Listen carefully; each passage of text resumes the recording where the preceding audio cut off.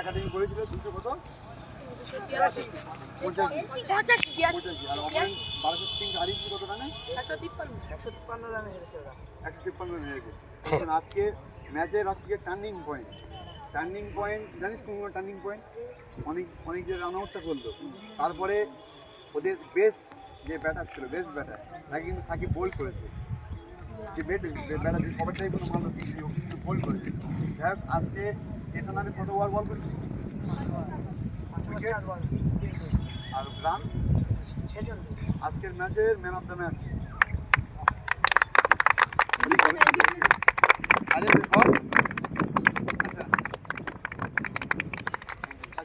আজকে ম্যাচের best fielder দুজন চলে আসে, রূপম আর অনিক দুজন ধরো